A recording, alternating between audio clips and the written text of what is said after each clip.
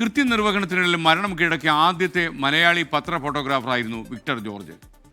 Victor George മരിച്ചിട്ട് ഇന്ന് 24 കൊല്ലം തികയുന്നു. 2001 വെണ്ണിയാനി മലയിലുണ്ടായ ഉരുൾപൊട്ടലിൻ്റെ ചിത്രങ്ങൾ പകർത്തുന്നതിനിടെ ഉരുൾപൊട്ടലിലാണ് വിക്ടറിൻ്റെ ജീവൻ പൊലിഞ്ഞത്. മഴക്കാലമാണ്.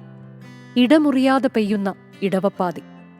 മഴയെ പ്രണയിച്ച വിക്ടർ ജോർജിനെ മഴ കൊണ്ടുപോയത് 24 വർഷം മുൻപ് ഒരു മഴക്കാലത്ത്.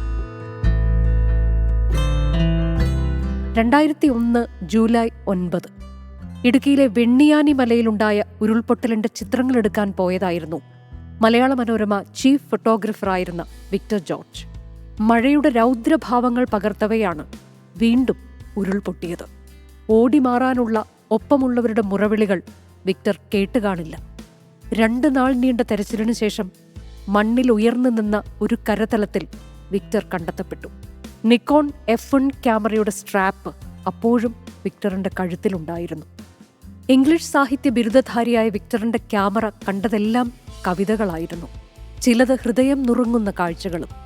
പേവിഷബാധയേറ്റ് മരിക്കാൻ തുടങ്ങുമ്പോൾ തളർന്ന കൈകൾ കൊണ്ട് പിതാവിന്റെ കൈകൾ മുറുകെ പിടിക്കുന്ന ആ ബാലന്റെ മുഖം നമുക്കെങ്ങനെ മറക്കാൻ കഴിയും? നൊമ്പരമുണർത്തുന്ന ഒരു മഴച്ചിത്രമായി വിക്ടർ ജോർജ് ഇന്നും മലയാളി മനസ്സുകളിൽ ജീവിക്കുന്നു. വിക്ടർ ജോർജിന് 24ന്റെ സ്മരണാഞ്ജലി. Research desk 24.